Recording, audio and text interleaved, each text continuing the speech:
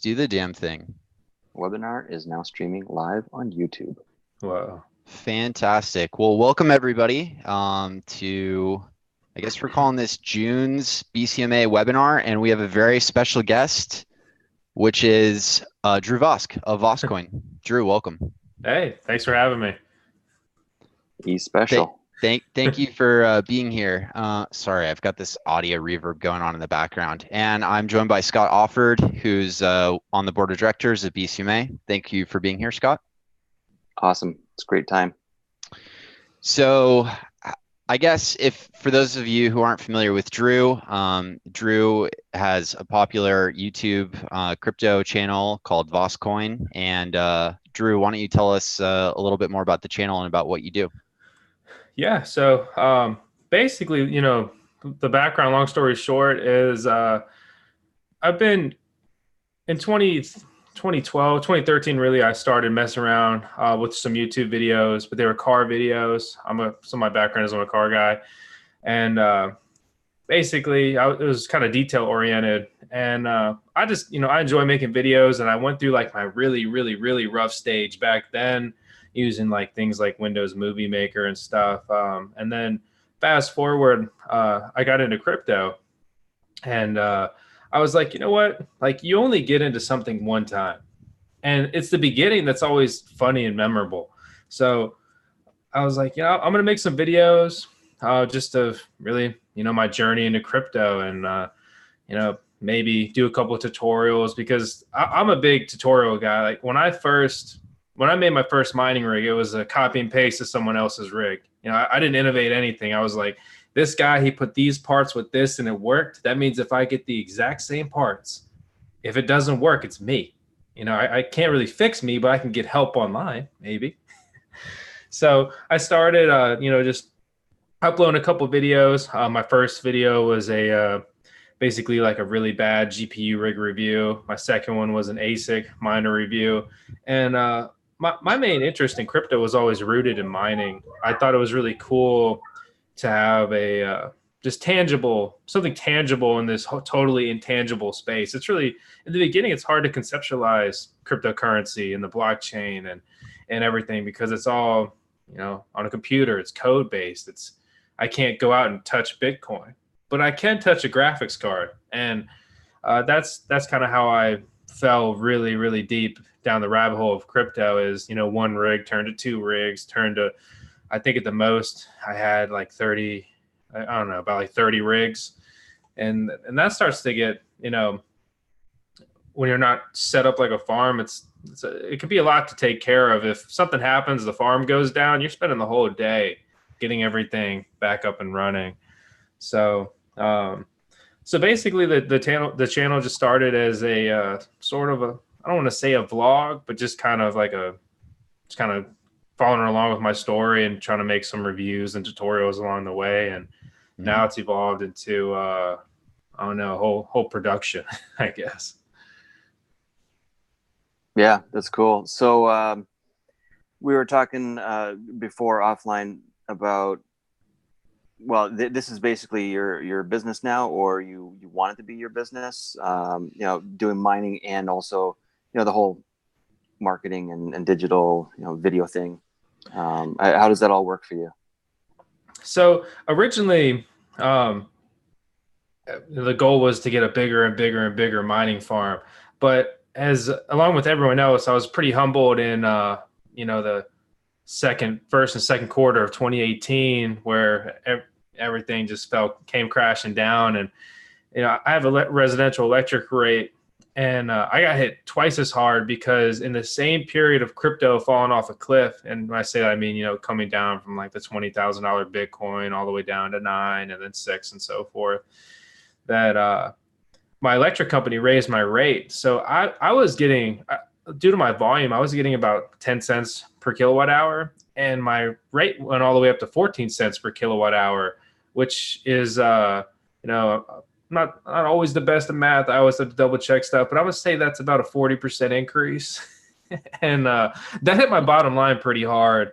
And along with that, interest in the videos dropped, because people were shutting off rigs. They don't want to learn how to make them, or I stopped making them because you don't want to spend $3,000 to make $2, $3 a day after you pay your electric bill.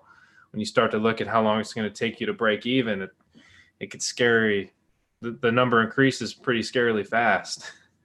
Mm-hmm. And so, but now it was interesting because I really think I just got lucky, or maybe there just wasn't that many people out there doing it at the time, that my channel gained a lot of steam. And it's looking at the charts. I actually just pulled them up. Let's see. So in 2017, I'll pull up my subscriber chart.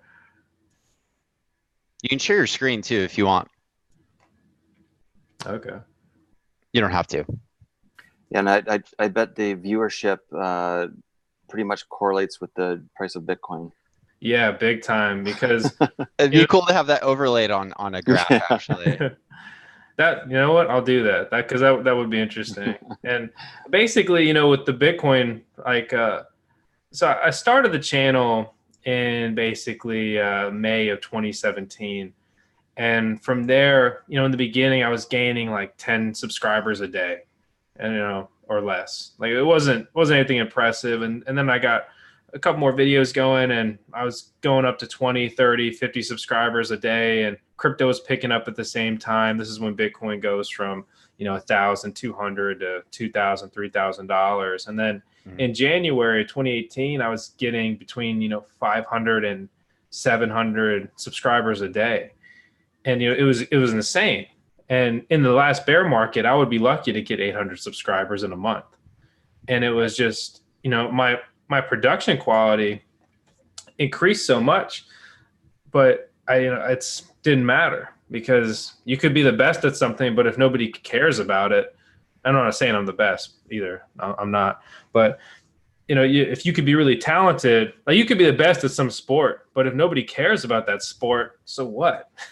And so it was interesting to kind of cut back on things, scale down, and figure out, just like everyone else had to, how do I survive the bear market? Because I believe in cryptocurrency and blockchain, of course. It's why I'm here. It's why we're all here.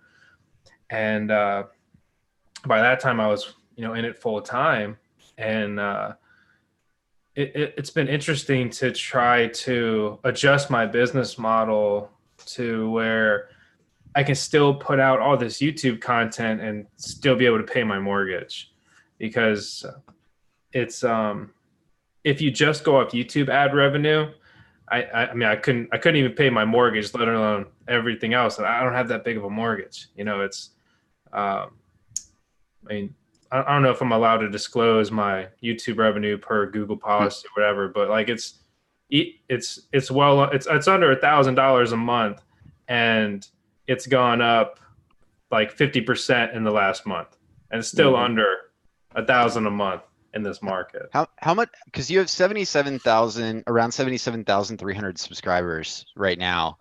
How has your channel morphed, and how much time do you spend in a given month producing and uploading and editing videos, would you say?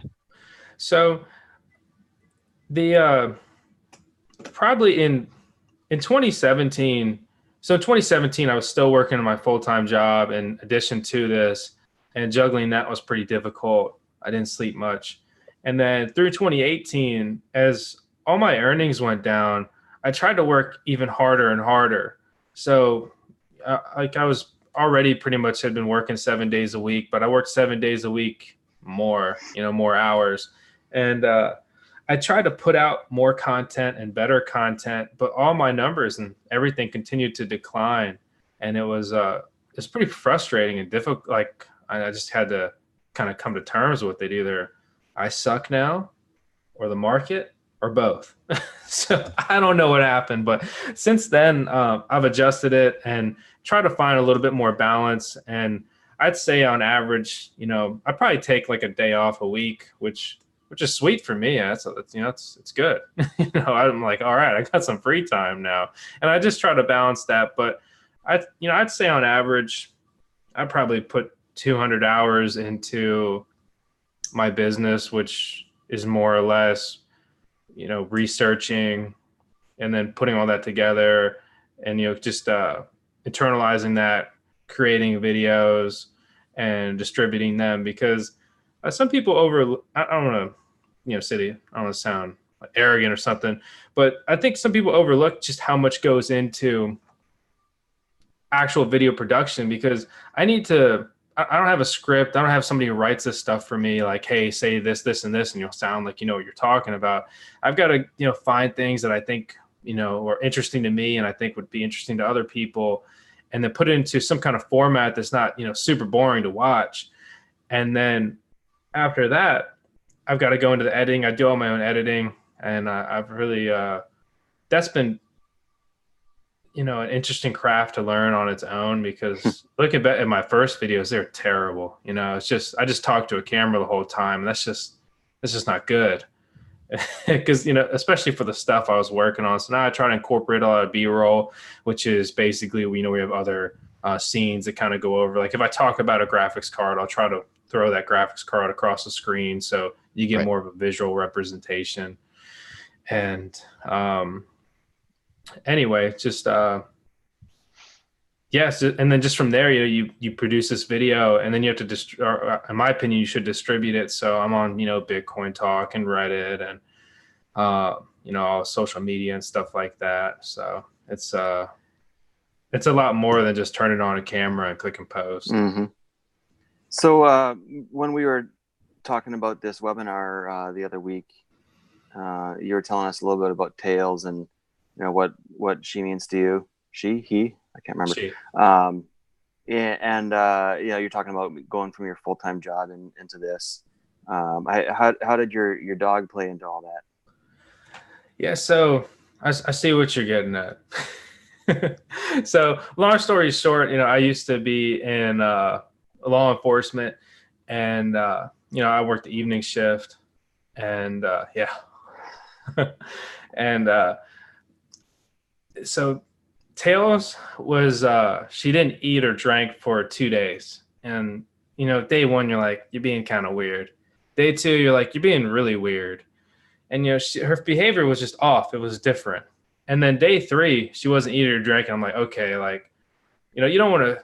I don't know if you can be like a hypochondriac about someone else, but it's like I don't want to be so worried. Like, oh my god, my dog hasn't drank today. We need to go to the vet.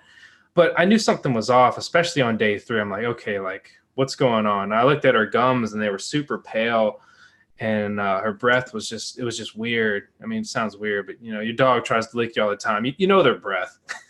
And so I go to the vet, and the first vet was actually a terrible experience. The dude was I'm trying not to cuss, but I don't know if dick counts as cussing, but the dude was a total dick. He's like, oh, I don't trust Shibas. And he muzzled her. And like, Tails is a nice dog. I mean, she's not aggressive. And if she bit you, like, I mean, her jaw is like, it's like this big, like you're going to make it.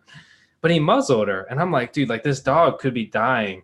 And this is like what we're dealing with here. Cause it was, it was the closest vet ER. And I was just like, I went like full dad mode at this point. I'm like, yo, like I'm out of here. Like screw you guys. Like call me if you want this bill paid, but like I got to go take care of my dog. And so I go to another vet, and we run some tests and stuff, and they run our platelet count, and it's on 1,000 scale.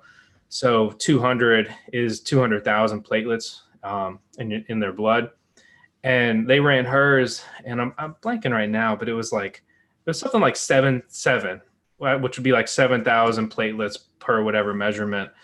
And on the low end is 200,000, and the high end is 500,000. Most dogs should fall somewhere between there. So she's like deathly low. And the summary is it's called severe thrombocytopenia. And they basically, your blood's not going to clot if you start bleeding. And where you're more prone to bleeding, like a nasal cavity, is you'll just start bleeding and you won't stop because there's no platelets to clot and stop that bleeding. And at this time, Alexa, my girlfriend, Miss Voss, she was with me basically every other week because she works in a different area and so forth. So so on this day, it was just me there, and it's like everything's hitting the fan, and they're like, yeah, I mean, basically your dog could like bleed out at like your dog could just bleed out and it just won't stop. And they pump her up full of steroids that day to try to suppress her immune system, because her immune system is what was destroying the platelets in her blood. So before I go on, I think I'm getting long-winded with this story for anyone who doesn't care. But so we care about tails a lot. Thanks. So fast forward, I call in. I'm like, hey, like my dog's dying. I can't come in to work tonight. And they're like, well, sorry, you're essential personnel, and 2 other guys had already called out. And I'm just like, I'm sorry, but like I cannot come in. Like I have to take care of my dog. She has this, and it's serious. And at this point, Alexa's already driving down and stuff, but at that point, like I don't care, because, or not that I don't care, but I have zero interest in going to work. Like the thing I care about most in the world is like dying. If she's gonna die, then I'm gonna be there. And you were working as a cop at this time, right, Drew? Yeah. Okay. And so basically that night we just like laid with her the whole night and tried to force feed, like not force feed, but like she wasn't drinking, so we're taking a syringe and like squirting water down her throat, because hydration is so critical. Eating's not as important, but just getting fluid in her was a big deal. And I have a couple of video clips, really sad, but like she basically was shaking the whole time, like just full body shake.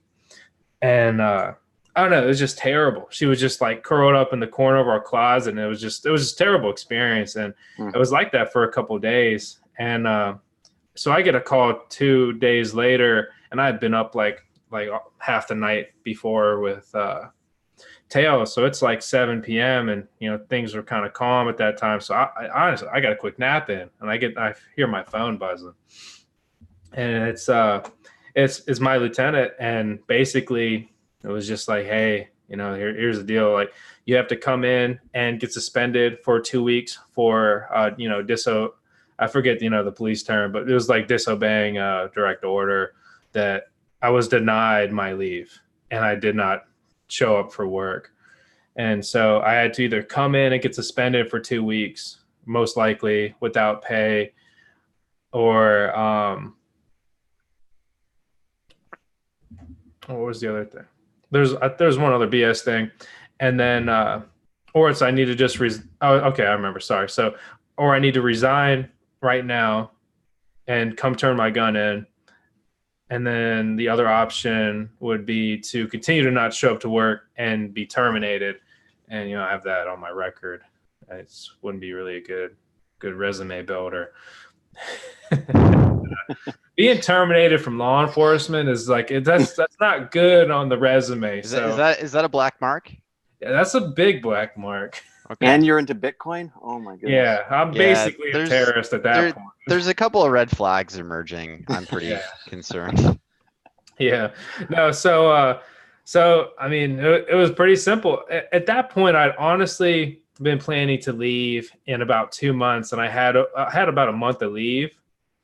And I was pretty stoked, January, February, I had half of it off, full paid, full benefits, get everything situated, get ready for the transition. I was really excited because I was actively working to go full time with this, because, law enforcement for me was a means to an end, more or less. I have a lot of law enforcement in my family, so it was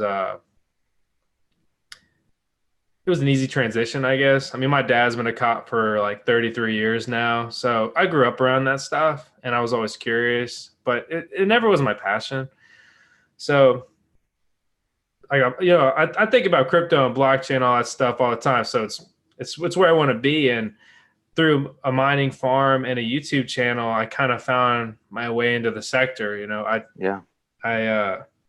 Well, so your dad got you into law enforcement, and then you got your dad into crypto, I heard.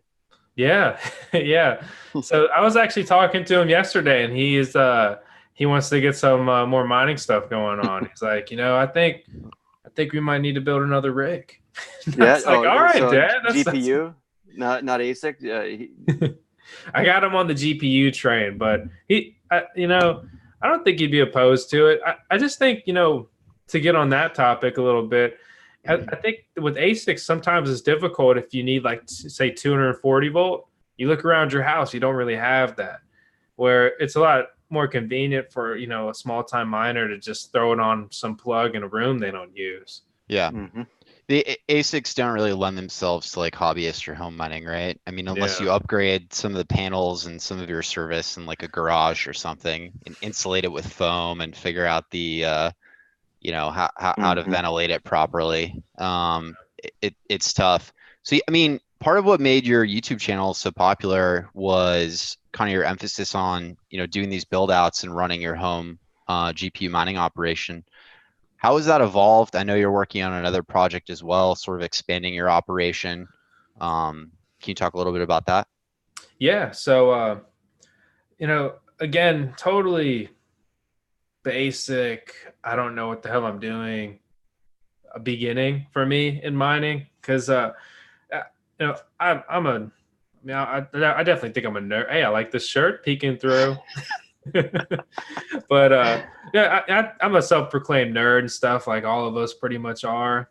And yeah, I'm into gaming and tech and all that, but I never actually built a computer because I always wanted to, but when you actually like run the numbers to build a nice computer, it's like, whoa, that's gonna get pretty expensive quick. And so I just never did it. I was like lugging along with this old Alienware that I actually got because my Dell XPS broke, and I warranted it with Dell, and they sent me this like ancient Alienware laptop. The thing was like this thick, it was huge, and it was kind of terrible. But it was just good enough after like waiting 10 minutes after booting it up that I could game on it. I had to like turn it on and go do something else and come back, and then I could use it.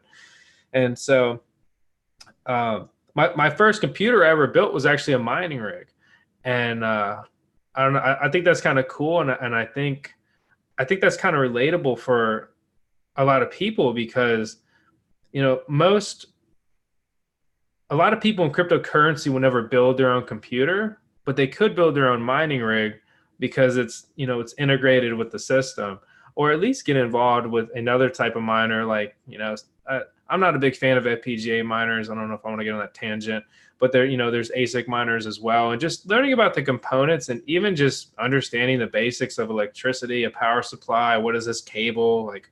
It's like I looked at this cable, I'm like VGA, but this guy said PCI. What the hell is going on? I mean, do I have the wrong power supply? I sent my this is kind of embarrassing. I don't know if I never really said this, but I bought a Seasonic, like ATX normal. I didn't know what that meant back then. Power supply, like Yep. power supply that goes in your computer, a little square one. Right. I got it for if you remember those little cube Bico miners, those little guys, and you could run them like you only use like I can't remember like less like 100 watts or something, like nothing. You could run them off anything basically. And I got this power supply, and I plugged it up, and I feel so stupid saying this. So I plugged it up, and I click it, and like nothing happens. I take everything off. I put it back together. I click it again. I'm on my phone. The room, like I'm next to a GPU rig in like my spare bedroom. It's getting all hot and shit. I'm getting frustrated Because you're not sending the on signal to the power to the PSU. Well, so it's like an ATX. So it needs one of those like dummy panels for the Right. 24 pin. I didn't get that. And so I'm just sitting there. It does not work. So I send it back. I'm like, yeah, this is defective. And I wasn't sure if I was an idiot or if it was defective, but I can firmly say today that power supply, I'd bet 21 million Bitcoin on that it worked. Well, that's how you learn, right? And that kind of started you off into what you're doing now. Yeah. You were saying, you were calculating the risk, and you said in the worst case scenario, you'd say, hey, if I built this out, at least I have a real killer gaming computer, right? Yeah, so yeah, that was my motive.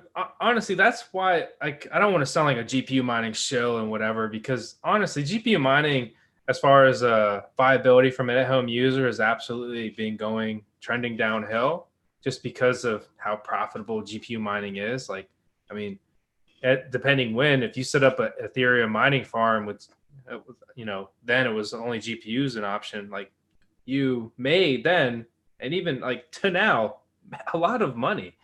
So there's a huge incentive there.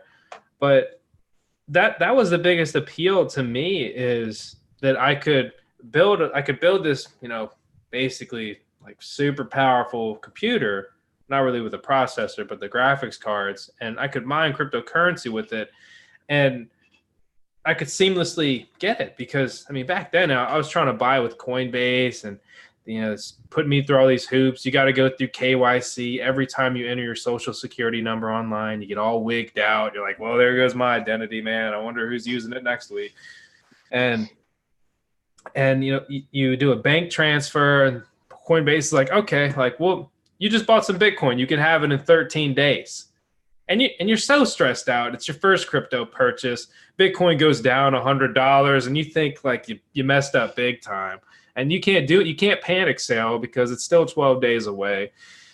And that's why I thought mining was so cool, because I just have this seamless integration, goes right into my wallet. And it was really intoxicating, because my first rig, I broke even on it in like a month and a half. And you do that, and oh man, like it's just like I should make more. Yeah. Drew, when was that, and what were you mining? So the first coin I mined was Ethereum. Okay. And it was I started mining in April of 2017. And Okay. I quickly evolved into something crazy. It wasn't long. So I remember I was really excited to get these Panda miners. If you remember the Panda miners, I don't think they really do much. Like, they're not really active. They don't really do much anymore. But they build it, and I'm a total noob still. I mean, like 2017 total noob. And they're billing it as like, hey guys, we've got this at-home mining rig. Like it's for use in your house. I'm like, cool. Like, I'm in my house. This should be for me. And so I go through like hell and back to get these things. Like they were, everybody wanted them. They sold out. The site crashed. You had to get Bitcoin. So I bought more Bitcoin, but the site crashed. I could never even use my freaking Bitcoin to buy the stuff. I'm getting frustrated because I didn't want to buy crypto. I wanted to mine crypto. I find this guy selling them. They're marked up. But, I'm like, well, I already broke even on this rig, whatever.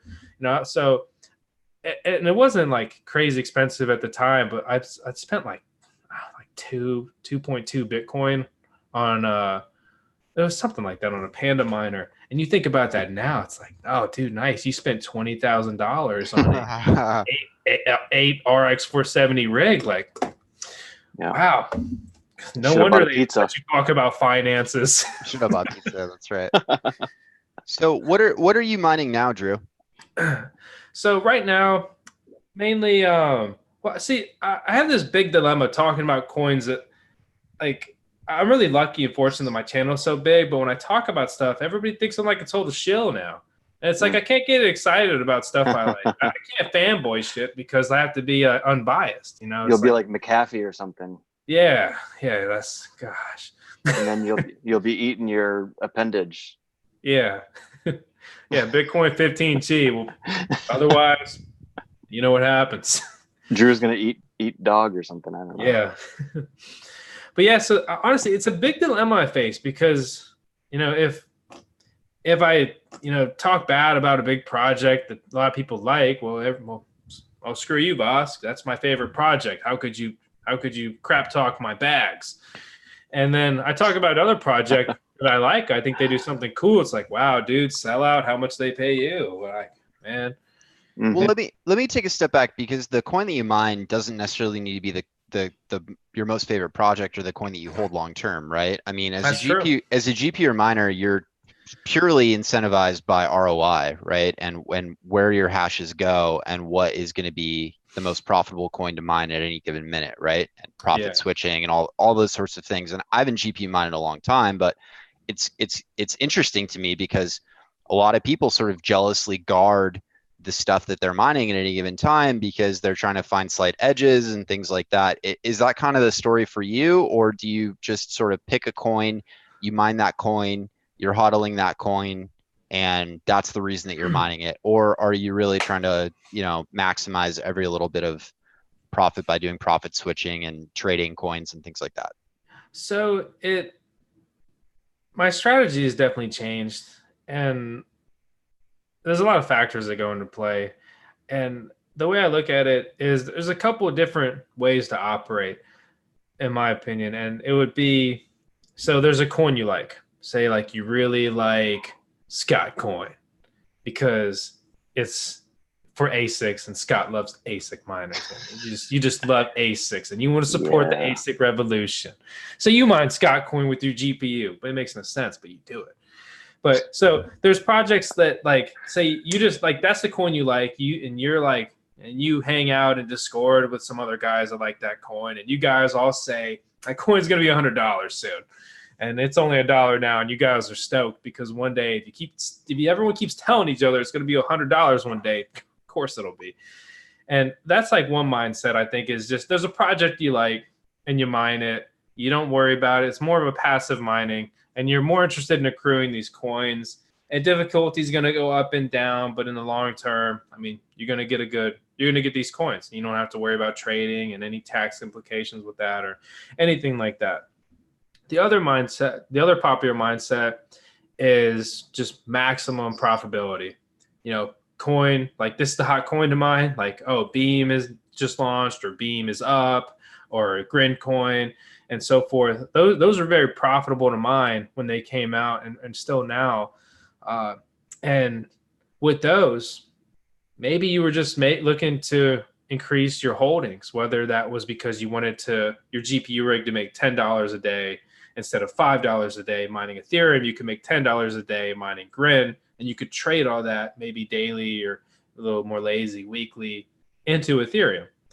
And that more active style of mining can be naturally more profitable. It's more work. And to be honest, you do that for a couple of years, it also gets old. You get sick of doing it, in my opinion. Just kind of like anything else, you get burned out of anything. It's a lot of work. It's also going to depend on your farm size. If you have everything, you have this big farm, well, it's more motivating. If you have just a couple rigs, you're going to slack off eventually because it just may not be as important to you. And then in between all of this, those profit switchers, like everyone knows NiceHash, that you could mine, say, Equihash with or not Equihash anymore. Well, you could with an ASIC, but you can mine, any algorithm on there that would be suitable for your hardware, and it's automatically converted into Bitcoin. And maybe what you're interested in most is just mining Bitcoin. So again, I think it's, for generally, it's going to depend on people, how active they are in their goals. And for me personally, I've kind of gone through all these stages, and it's not an evolutionary thing. I don't think previously there's been a couple of projects I really liked. So I just mined and mined and mined. There were other maybe more profitable coins, but I wanted more of these coins and two, to just kind of feel good and be like, I'm distributing the network, decentralized hash. Like I'm not that stereotypical profit chasing miner. Because with that, GPU miners, and sort of all miners, we get this reputation that all we care about is profits. And we're going to mine a coin and we're going to sell the crap out of it. I guess because we're all chasing Bitcoin is kind of the assumed logic. And that can be true, but it can also not be true. And it's just something that you can't lump everyone with. And again, for me personally right now, like I've got some hardware that's only good at one coin or a couple coins. And if there's a coin on there that I like, and I think it's at least on par or more or close to like top profitability options, then I mine it and I just let it do its thing, and I'm just, you know, stacking these coins up. And, you know, I personally think that coin maybe has, it's undervalued currently. But other things like when I was mining Grin and Beam when they launched, I was selling the crap out of it. I think they're cool projects, sort of. But I knew that those prices, there's no way they could be sustained because their inflation rate is unreal. And I think anyone who holds that coin is like, I would never hold that coin. I know if you like bought it last month, it's like up 200% and you're rich now and you got a Lambo. But, you know, if you didn't buy it last month, and you're screwed and you're down like 400%. So Yeah, I'm in that last bucket. I'm holding a bunch of Grin. So thanks, Drew. I'm sorry. I'm waiting for the ASIC to come out. Yeah, but yeah, they have Drew, ASICs coming out.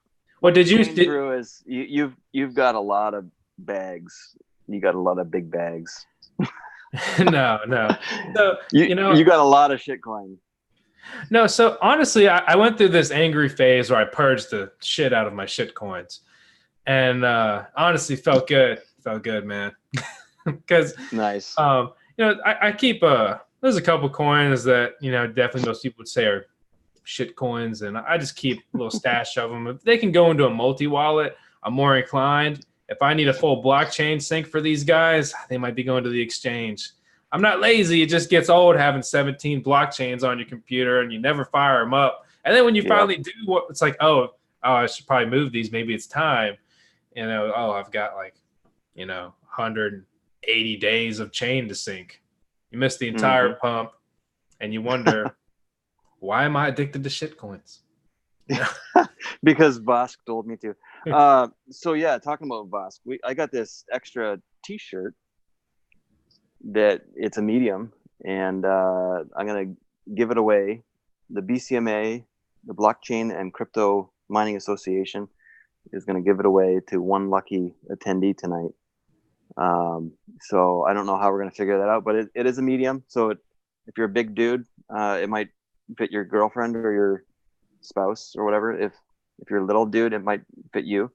But yeah, so we're gonna give this T-shirt away, and if you're into it, you know, maybe I'll give you my sweaty T-shirt as well. You know, you can. But no, cool. Anyway, we'll have to figure that out. Everybody better enter that. Yeah, the best Q&A at the end of this video webinar, we'll give it away or something. I don't know. But yeah, so anyway, at the end of this webinar, we're gonna do a question and answer period, and you can ask Drew anything, and we'll see if it might be appropriate to ask him or not. JP, what do you want to get into now? I'd love to explore the GPU stuff a little bit more. I mean, you know, I'm kind of fascinated by it because I just haven't GPU mined personally in like a long time. I think the last time I was GPU mining was like early 2017. And back then it was like just insanely profitable. I mean, you talk about ROIing on hardware in like a month and a half, and that was definitely the time to be doing it. You know, I think we've seen the GPU mining market really contract over like the last year and a half, and there've been I mean, the whole market has been challenged, right? And I think everyone's ecstatic about what's going on right now with the market in general and prices, especially like the last couple of weeks. We seem to be on really good footing again.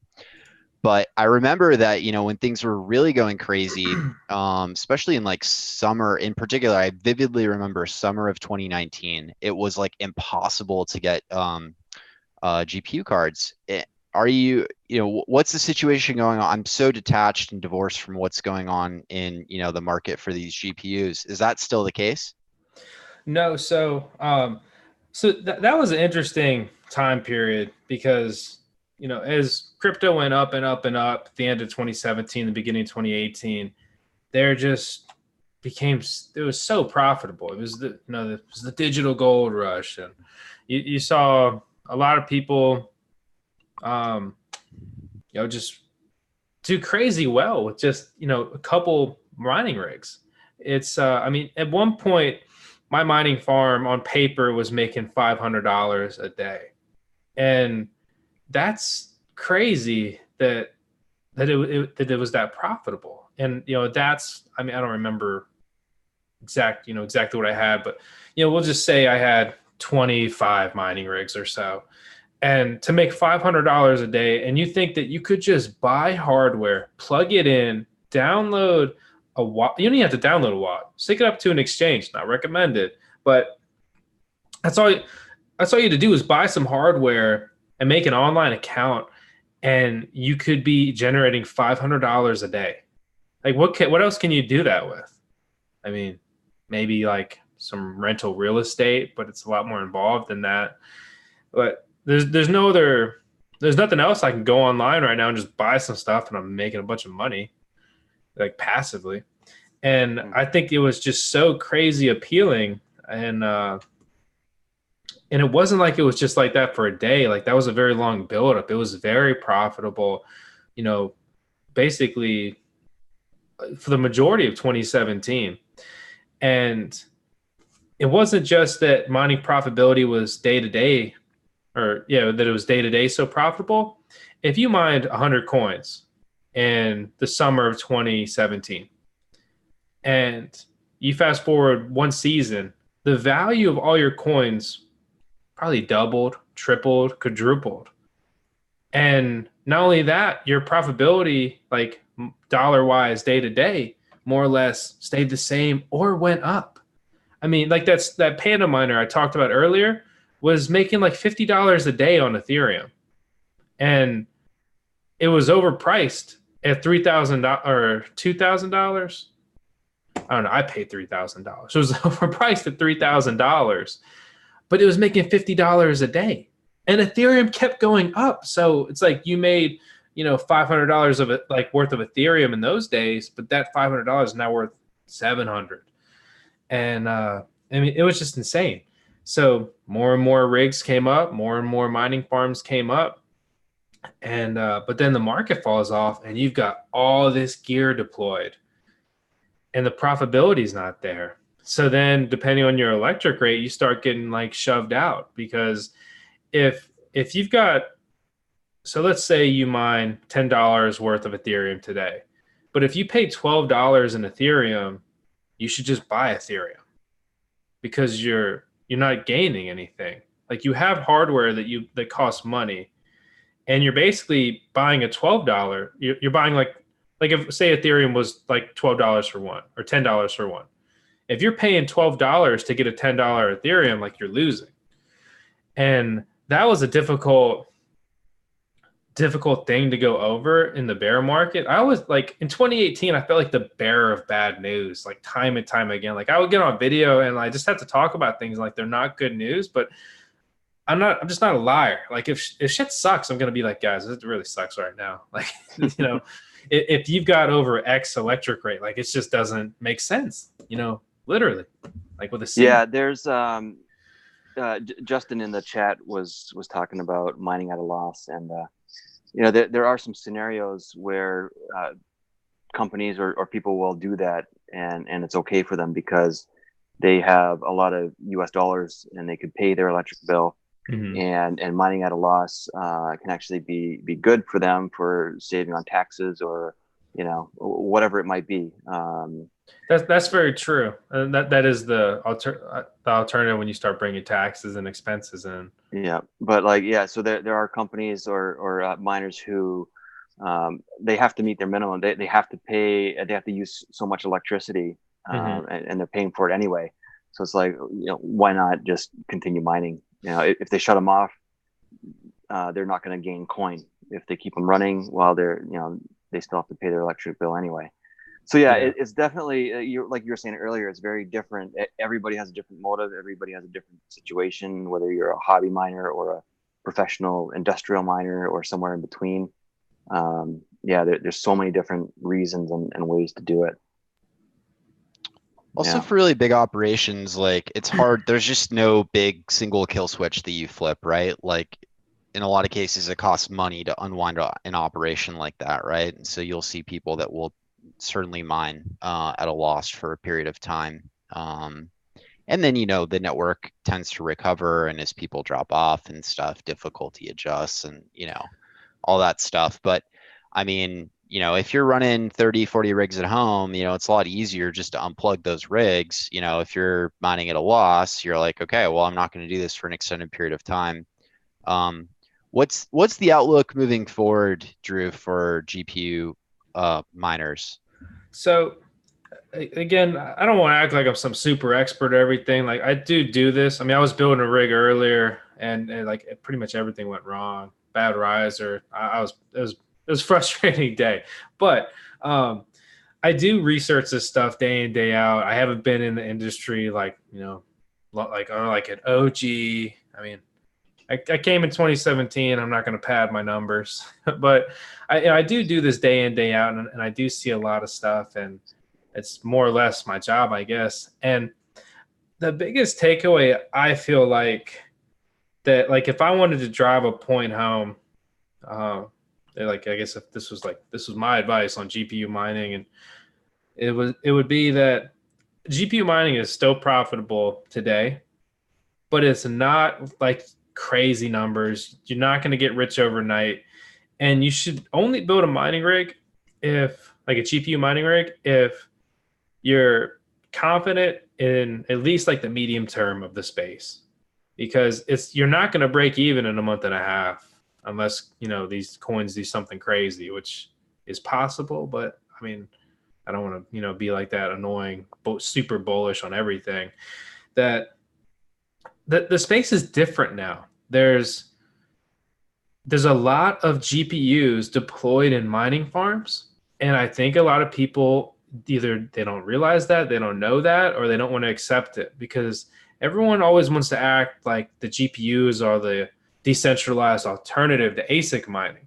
But GPUs, they only come from two manufacturers. They're much better than the ASIC manufacturers to deal with. And I mean, you go to Best Buy, or not Best, like a Micro Center, you go to a computer store, you can go grab a GPU off the shelf. They don't have Antminers in stock. And that's cool. In my brother's gaming PC, he's got an RX 470. He could mine crypto with that. What he doesn't have is a spare Antminer laying around. Well, he may because of me, but normally he wouldn't. And that's why I really like GPU rigs, because I think they're very educational. You learn a lot about computers. They're fun, in my opinion. And they're versatile. You got a sweet gaming rig. When you go to sleep, put it on crypto, make a couple bucks. If you make more crypto than it costs to run from like a super small scale point of view, why not? Yeah.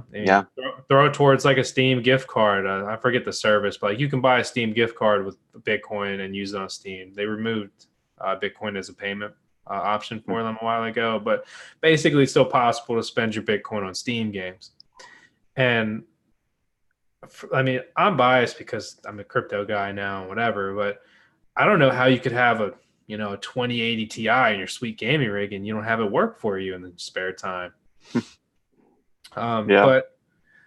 But I just think the space is more established than ever now, and there's big mining farms with GPUs, and I think that is going to make it so there's never, I just don't say never, but it's unlikely to ever see super crazy profitable GPU days again. But that doesn't mean that we couldn't see 10, 15, 20 bucks a rig, which is very and that's after your electric costs. I mean, that's still very impressive earnings. I don't really think we're going to be seeing an RX 470 rig with 4 or 6 or 8 GPUs or more making 50 bucks a day again. And a lot of GPU mining, GPU mining really was revived by Ethereum. And I mean, that was the catalyst more or less for that. And then some other coins added to that profitability. But the Ethereum has absolutely always been the backbone, and it still is. When you look at your mining profitability, mining any altcoins, whether you're mining Grin or Beam or Ravencoin or Zcoin or whatever, then you're comparing it against what you would make on Ethereum. Even if you go to like the popular profit calculation site, What to Mine, the baseline is Ethereum. And that's weird because there's Ethereum ASIC miners out. And it's still one of the top options to mine. and there's still so many GPUs on it, and that's kind of worrisome from a like it if arguably the best coin to GPU mine has ASICs on it. That's kind of scary if you just look through like a GPU mining lens. I mean, Hmm. why would I make a rig? They've got specialized hardware for this. And whether or not Nvidia could beat or compete with the prices, or AMD or Nvidia, a GPU manufacturer could compete with the prices, like as far as their cost goes for say mining Ethereum, like they could, if they wanted to and they cared, they can make some super awesome GPU rigs, and we could buy them, right? That'd be so cool. But they're not going to, I don't think. That's definitely not at this rate. But Bitmain, for example, their Antminer E3, they made a specialized device for Ethash, the mining algorithm for Ethereum, which, it's an Ethereum ASIC miner. And their cost on that, like they originally sold them for like $800, $900. Like it was like less than $900. I think it was about I bought some at 800. I bought some at 800 See, when they first came out. that was a good move. And those devices, dollar for dollar, like they beat the crap out of GPU rigs. And I mean, you talk to Steve over there, and he got his RX 470s used by someone who was dumping them, and he wants to say, "Oh, I built an RX 470 rig for 750." Like, all right, Steve, but that's not common, and like that's not like you can't build a farm off of that. And basically, if ASICs are on the coin you're GPU mining, you're outclassed, and you're going against a company that sells shovels. They sell the shovels to mine with. They don't Bitmain, they've shown time and time again, they don't care. What they want to do is they want to make money. So are they going to sell an amount of miners that is good for the mining ecosystem, or are they going to sell as many as they think they can sell? Yeah. Right. And they also try to sell them so it's a consistent ROI period as well. So they have a very complex calculation that they do, but basically they say, well, hey, is this person going to make their money back in 9 months or whatever the period is? Mm-hmm. And if the answer is yes, then that's usually what they're going to sell the miner for. So it's about, for them, it's about basically maximizing their profit. And selling at a point where people might or might not consider buying it. But it's an interesting industry. Yeah, and that's what's so frustrating, because again, GPU miners created the demand, but also the sellers. It's business 101 stuff. Of course, it's going to happen, but like everybody wanted GPUs, so GPUs went up in price. Like RX 470s were selling for over 300 pretty frequently during a period, and some people paid over $400 for a 4 gigabyte RX 470, and that blows my mind. But that's sort of a rarity and anomaly, not common. But like with the ASIC manufacturers like Bitmain, for example, exactly like you just said on how they make that calculation.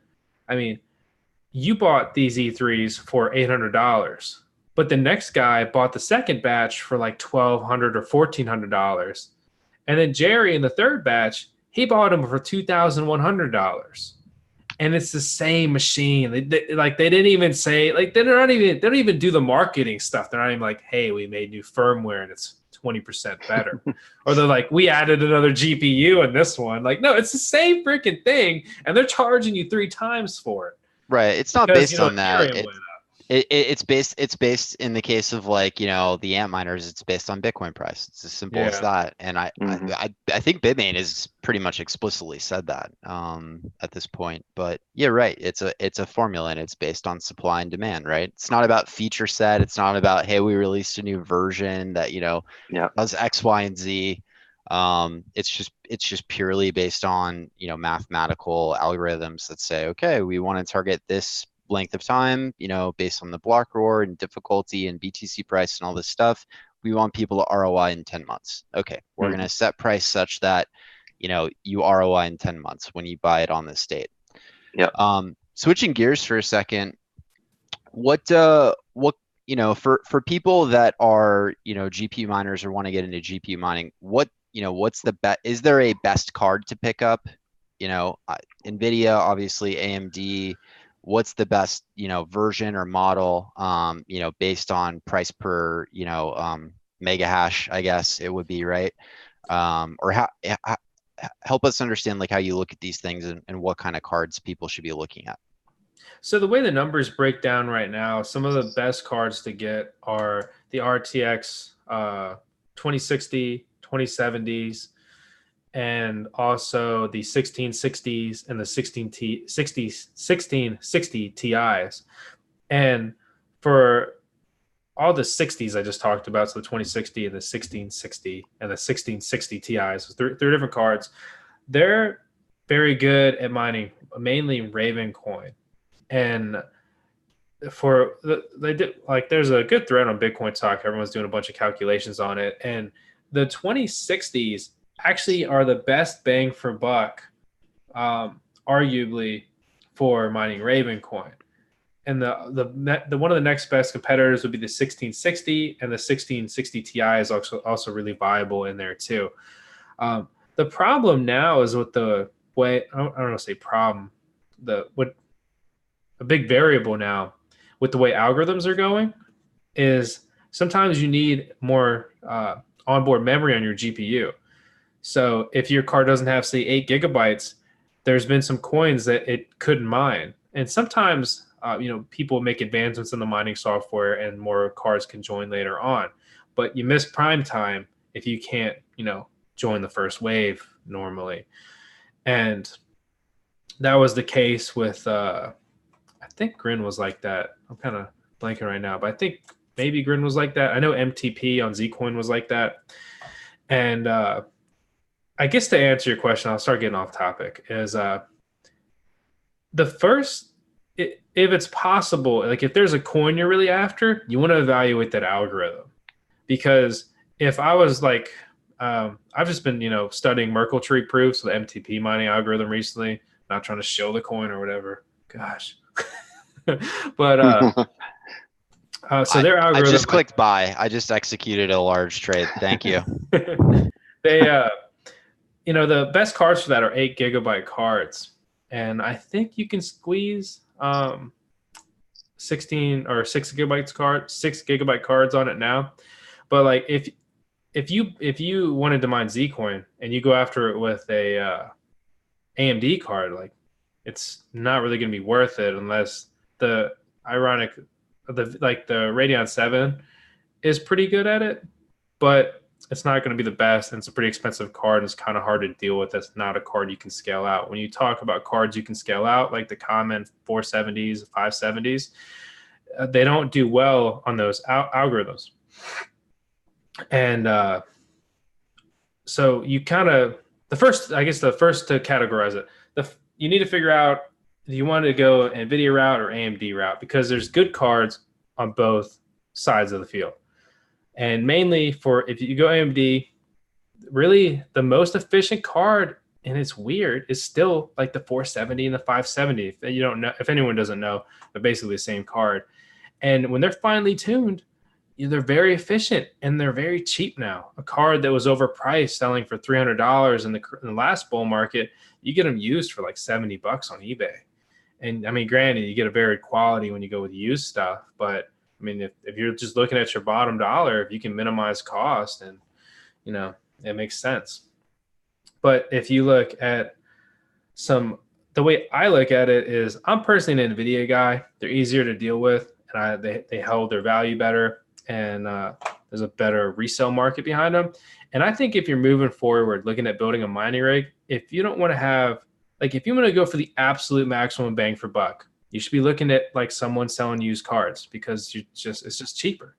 If you can get a card for $200 off, that's like the equivalent of you mining $200 to begin with, because that you have to make that money up somewhere unless you want to run a losing business. But there's a lot of pros to buying a new graphics card. Like, it's new and it's exciting. You get to unwrap it. It's the whole experience, right?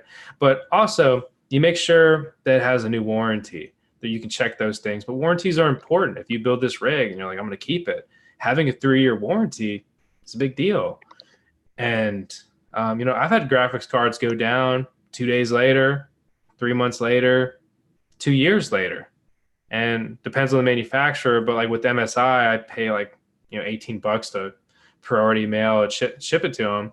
And then it takes a little while, like 3 weeks, I get a card back and back off to the races with mining.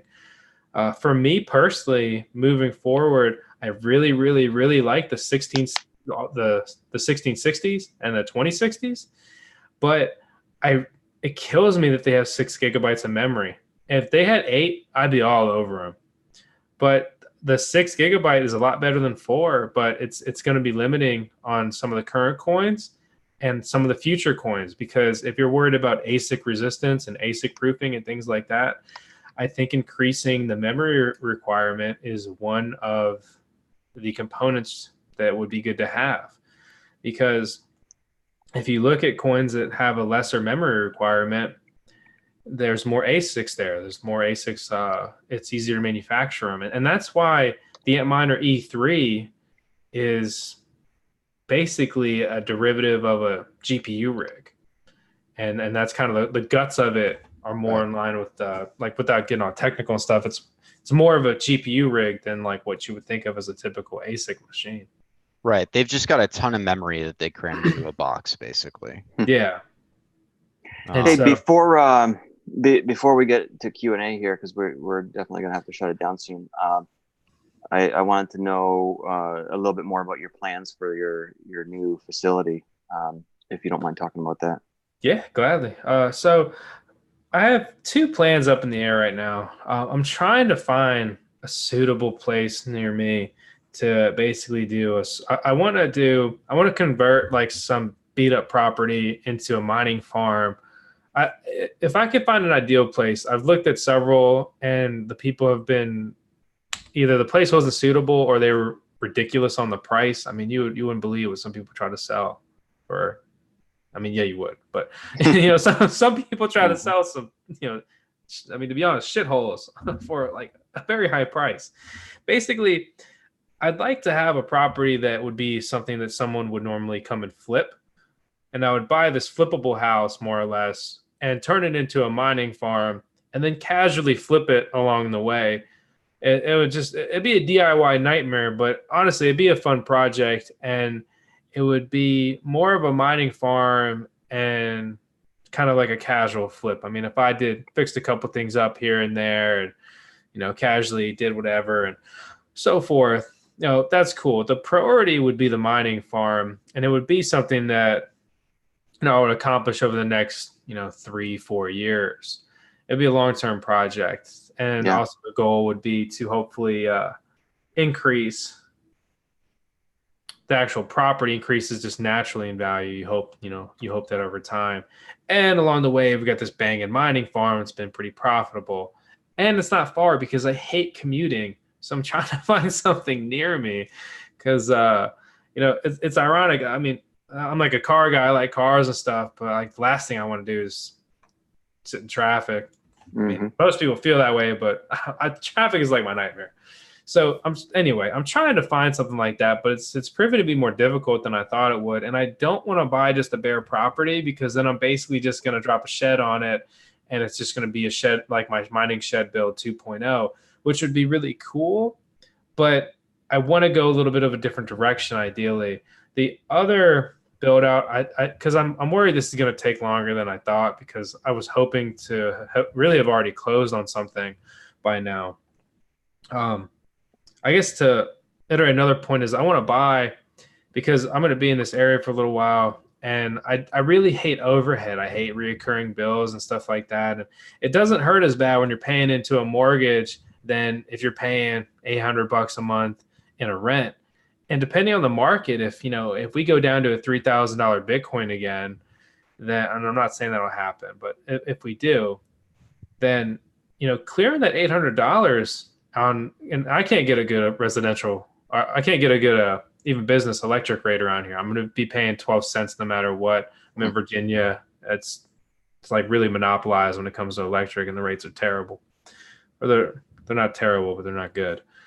So I've accepted that, because I don't want a farm that's far away, because that would just be a collaborative project, which I'm not saying I don't want to collaborate with people or anything, but I'm looking to create a fun, smaller scale, replicatable mining farm that and really just kind of go through it top to bottom. Like, what do I have to do to get this stuff to make this mineable? And I know, like, when I built my mining shed, I had no idea what the hell was going on. I was just doing stuff. I was like, more fans, cut more holes in the side, which makes sense. I didn't do any math. I was like, 4,500 CFM sounds good to me. It's a lot. But, in hindsight, my mining farm was operating in the summer. And, in the middle of summer, I mean, with, even just like 15 rigs in it, it'd be like 105 degrees. And that's pretty hot, and that's with it being like, say, 95 degrees outside. It was definitely hot. And it was really due to an inadequate air setup, because just didn't have enough airflow, and the intake square footage wasn't large enough either. So I had fans, not enough of them, and it's like they were trying to suck through a straw, and they had a bad time. But it worked. Definitely. Nothing broke.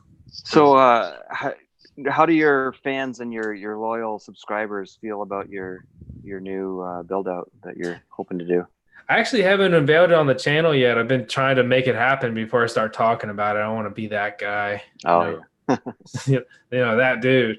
Yeah, you got awesome, crazy plans, and it's yeah. That's like my announcement of an announcement. I've got a big announcement coming up, guys. Stay tuned. It's really big. As seen on BCMA. Yeah, exactly. So I actually have been thinking about some alternatives, and I'm thinking about converting one of our spare bedroom into, it's going to be a different style. The goal is going to be like a non-intrusive mining room, and what I'm going to do to it is going to be reversible. So, like, not cut a giant hole in the side of your house and put a fan in it, and like your neighbor's like, dude, what the hell are you doing? And when you go to resell it, you're gonna have a bad time. And I'm looking at some options. Sorry, go ahead. I was just going to ask, have you looked into immersion cooling at all?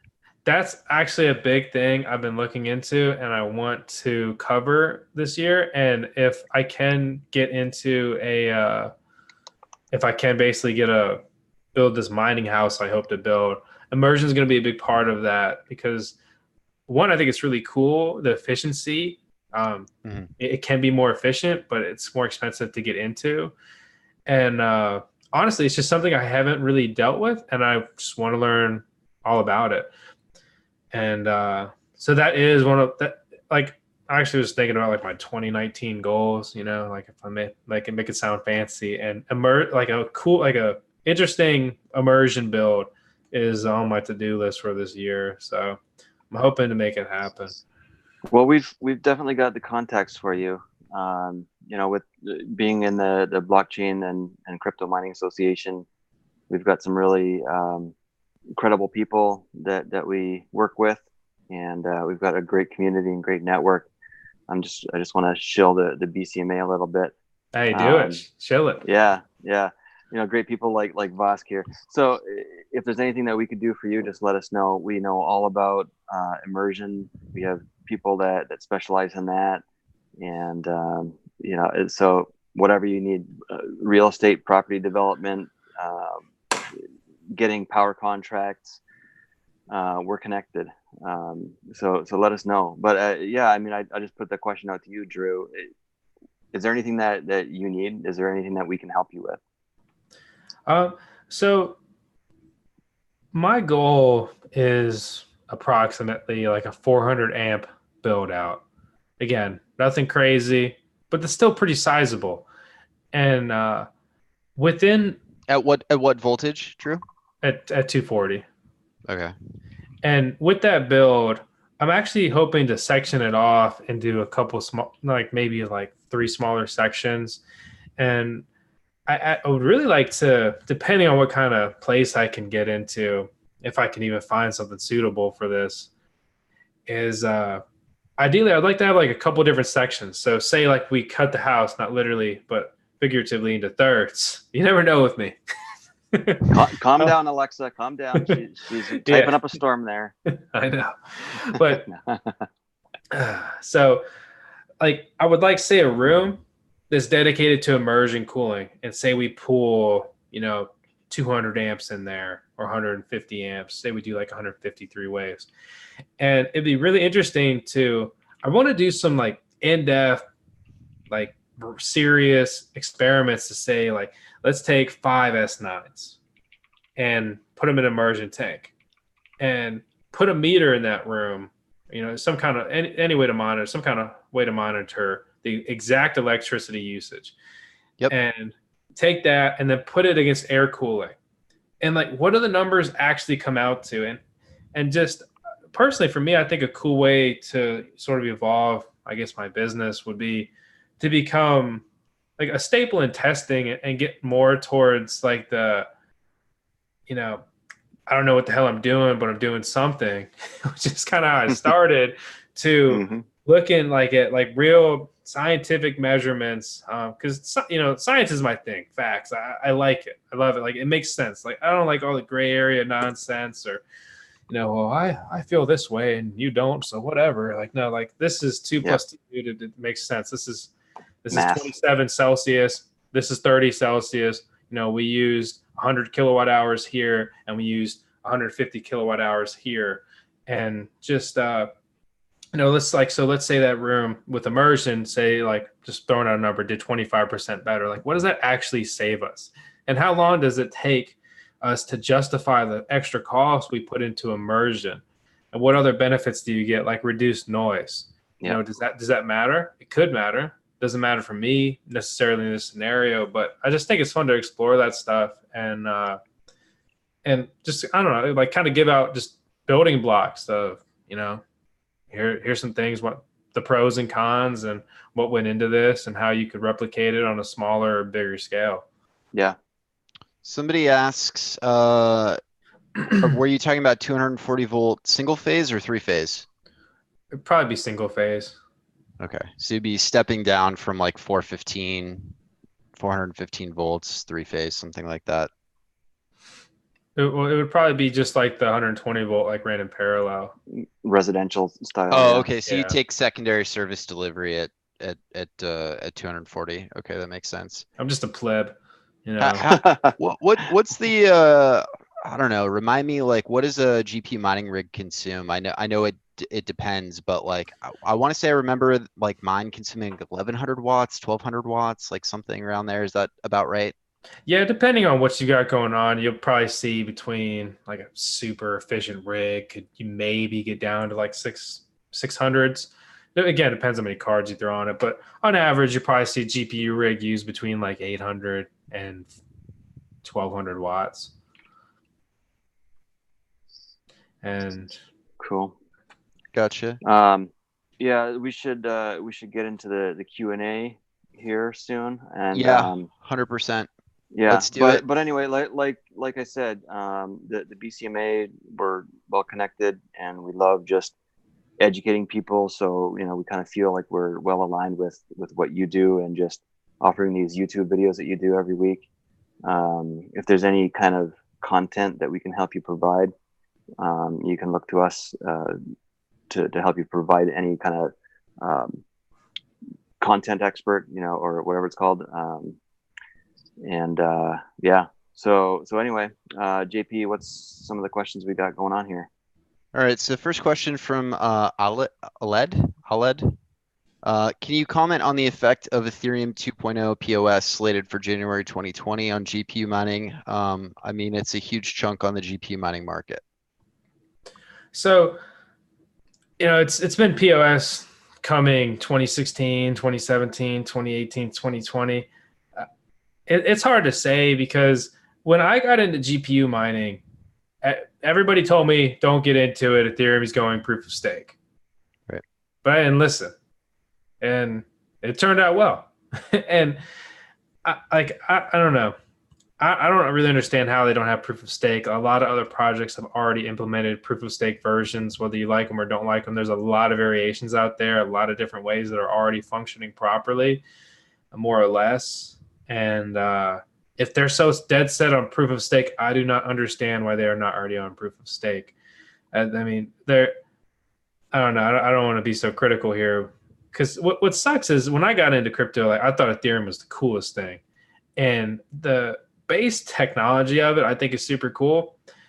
You know, decentralized crypto, smart contracts, you can build tokens on it, dApps, all that stuff. It's really cool.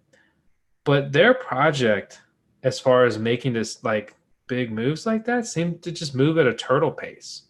I mean, they can't even like they were talking about Prague POW and changing their mining algorithm, and like now I think they're not doing it now, and it's just so much talking, and just if you're not going to change algorithms, just say you're not, but don't like do this awkward stalling thing. And it's kind of like that with proof of stake. It's been coming for years, so I'll believe it when I see it. But let's say they finally implement proof of stake and there's no more mining Ethereum.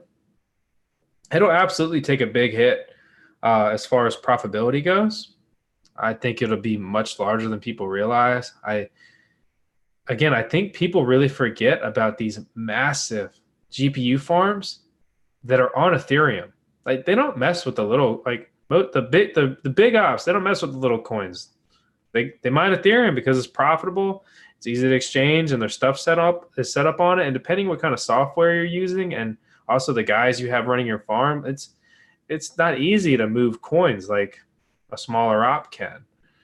And I mean, you try managing 1,000 GPU rigs, and that's small to some farms. Let alone changing all those over if you don't have a good OS built in with it. So, I guess to answer the question, when Ethereum is no longer GPU mineable, I think profitability will take a big hit. But just like everything else, the market will adjust. It'll get worse, and then it'll most likely more or less rebound up eventually. And you never know the future. At the same time they go proof of stake, they could launch super cool coin 27. It's like all the rage, and it's 100% proof of work. And then it goes to the top of coin market cap, and it's really profitable. I mean, that's sort of unlikely, but crypto's wild. And I forget what am I trying to think of? Expect the unexpected. What's that from? Some commercial. Yeah, we'll take some commercial. That's pretty much how crypto is. Do you use EthOS, by the way, or how do you manage your regs? Sorry, you broke up. Do you use EthOS? Like what do you use software to manage your rigs, or is it pretty much a manual process for you at this stage? So when I had a bigger scale, I integrated most of my stuff into SMOS, Simple Miner. That was like the go-to then. A lot of people switched to Hive. I mean, not to shill it, but I'm still partial to SMOS. I think I'm just comfortable with it. I like it. It's easy. It's easy for me. Click, and I'm done. And then I think Hive OS is cool, a cool way to manage your rigs. But to me, it just seems a little clunky. I don't know. Again, I think it's just like when you get so comfortable with something, you don't want to change. Like if it works still. But I have moved a lot of rigs to. I really don't have too many rigs to manage these days, so I have I really have most of my GPU rigs on Windows right now, and I've been moving. And this is just me personally. It's not something I necessarily recommend, but I like moving towards like Ryzen builds with the AMD Ryzen CPU processor, because it's a nice processor. It's not ridiculously priced.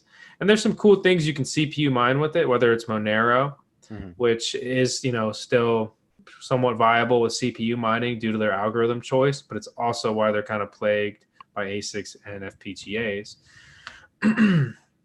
But there's also some other CPU mineable coins, and just the nature of wanting to try out new coins. And what I'm really perplexed with right now, not perplexed, I should say more just interested in is mining algorithms, and I've been spending a lot of time on them, and I'm really just trying to figure out like how viable is ASIC resistance, and you know whether or not we should do it. Like that's a different subject, but like is like how possible is it? Like what do you need to do? And if you're ASIC resistant, like can you be dominated by FPGAs? Because in my opinion, FPGAs are worse than ASICs. I'd rather have ASICs than FPGAs. They're even less accessible. And the whole point to me in mining is that it should be accessible. That's the point. Like we didn't make a coin so a small group of FPGA miners could get filthy rich because they know how to make a block stream and they have a $4,000 FPGA times 6. That's not the mission of crypto as far as I'm concerned. But anyway, I went off topic again. There I go. I do a lot of editing in my videos. I get kind of ranty sometimes. Sometimes I cut off a whole rant. But anyway, I use Windows and SMOS. Okay. So another question. It says they're asking, hey, if they want to pitch their project to you, they might feel like they want to work with you on something. What's the best way to get a hold of you, and to actually get you to take them seriously? The best thing, my email is associated with my YouTube channel, so you can dig it up there. Or honestly, the best way to contact me would be a Discord direct message. And to be honest, as Scott knows, and JP's learning, is I'm not the best with messages. I wouldn't say it's my forte, but honestly, to make an excuse here, and I was always brought up with no excuse, no BS, all that stuff. But it honestly, the difficulty with crypto is it's 7 days a week, 24 hours a day. Everybody's around the world, stuff's going on. I get a ton of emails on Sunday because that's a lot of people's Mondays. And if I'm trying to talk to somebody on a Friday, it could be their Saturday, and they probably get annoyed about that.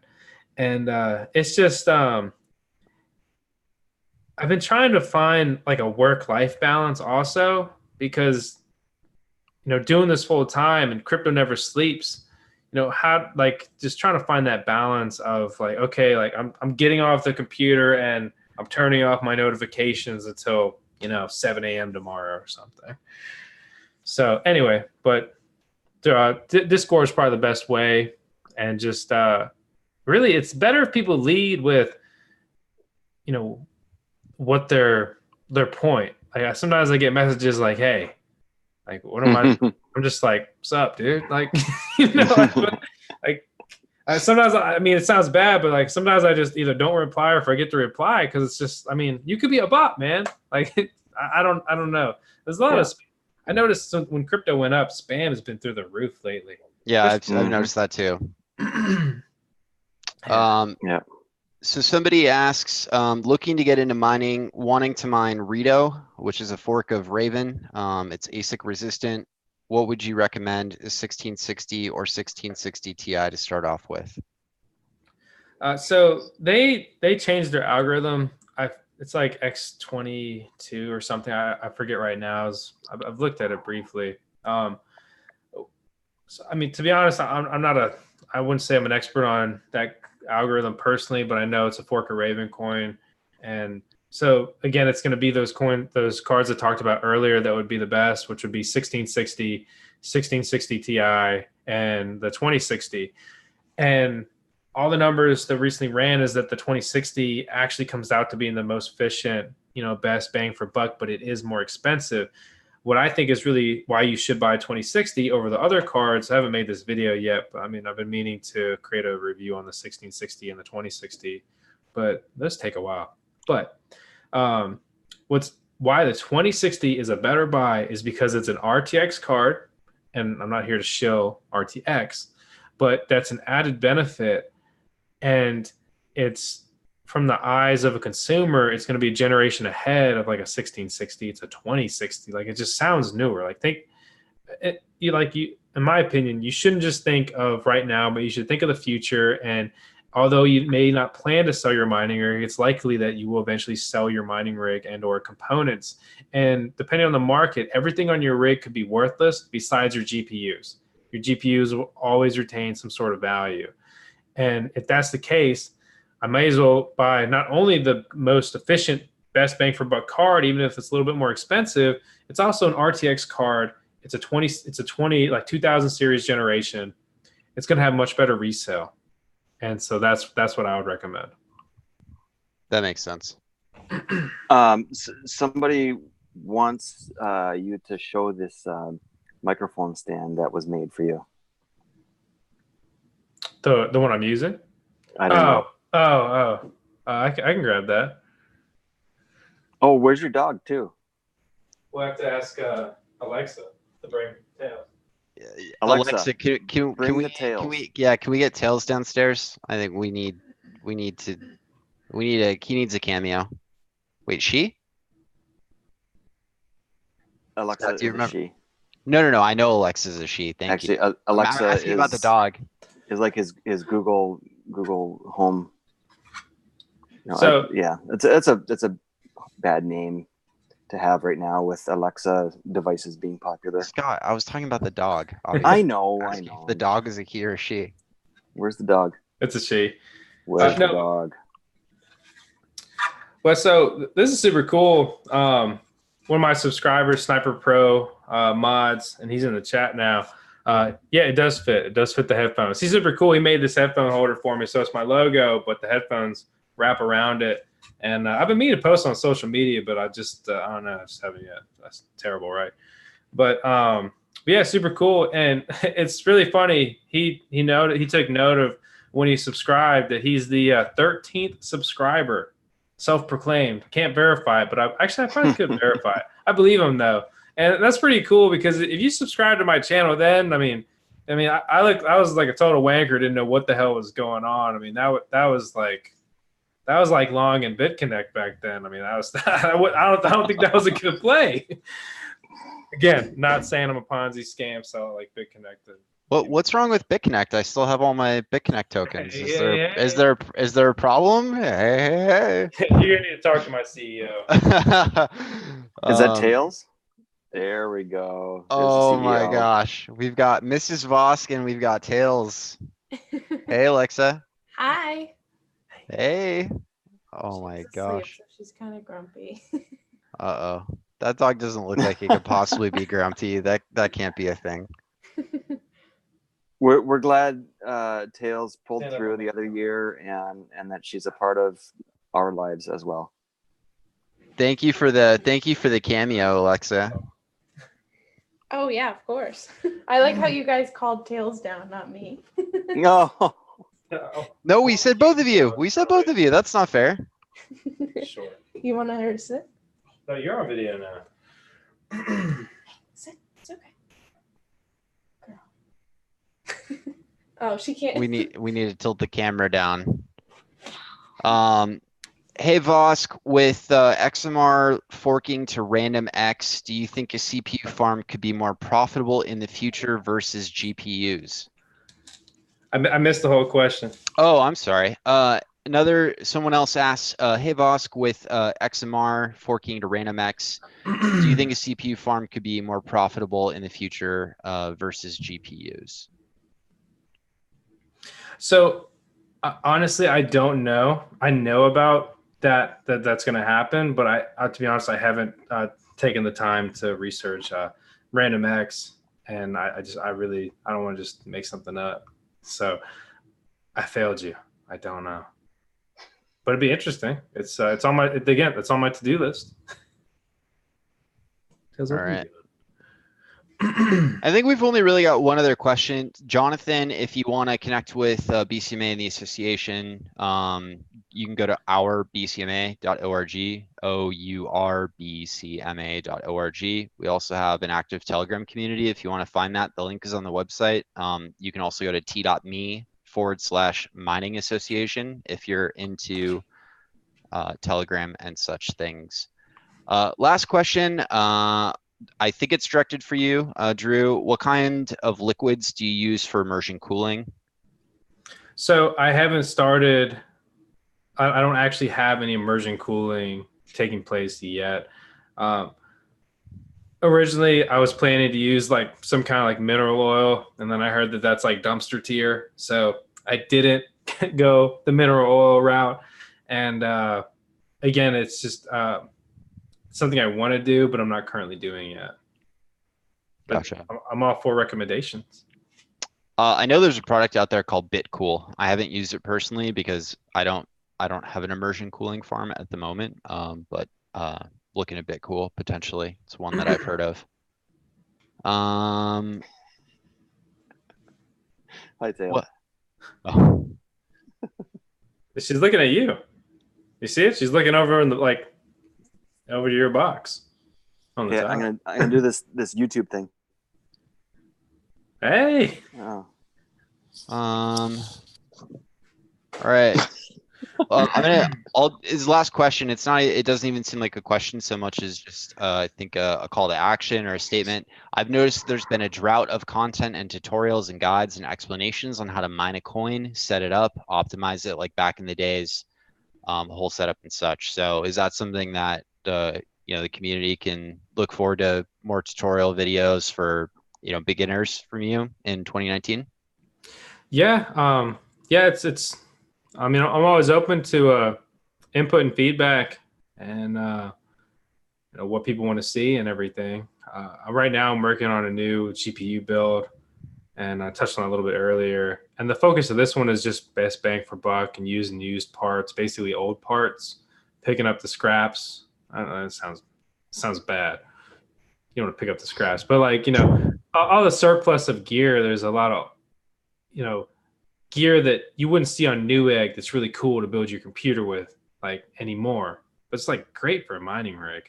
And so I'm going to be using stuff like that to create a bang for buck build where, it's just my cost and it's pretty low. And per that, the earnings are going to be high used in used cards and looking at used cards prices and stuff like that.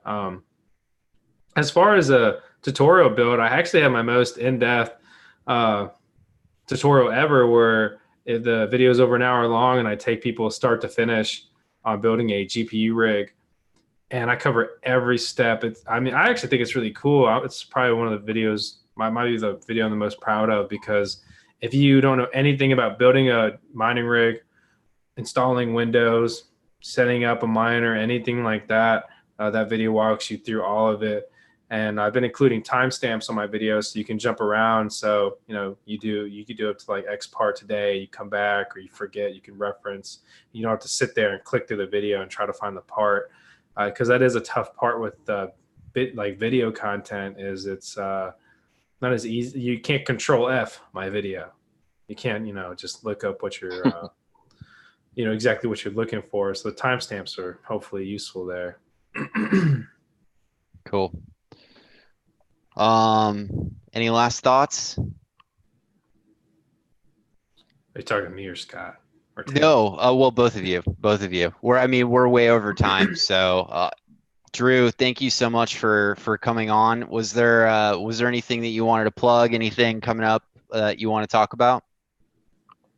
I've got some content. My upload schedule is going to start picking up again.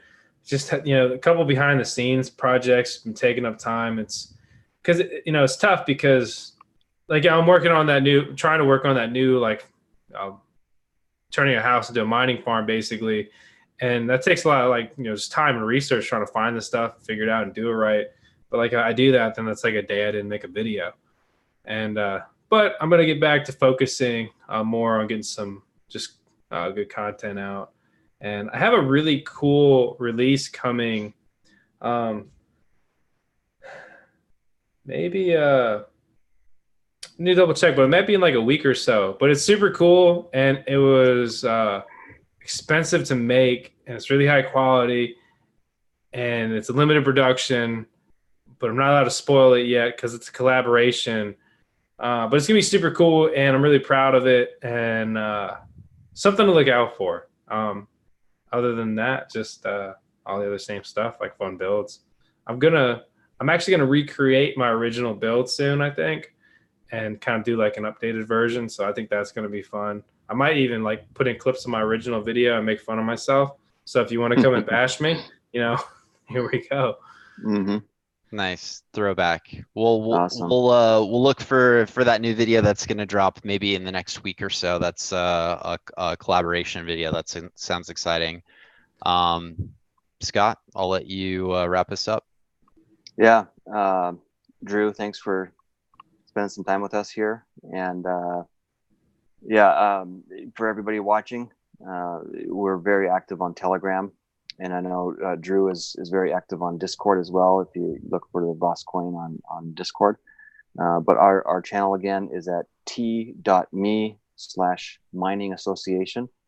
If you do that on the web, then it'll ask you if you want to install Telegram on your computer or on your phone, and that's where we like to hang out. But we're actively looking for members to join our organization to make us stronger and to help us also to raise money to be able to do more stuff like this, because the organization is made up of board members and volunteers who don't get paid anything to do this, and we're just looking to educate and to provide a nice safe community and network.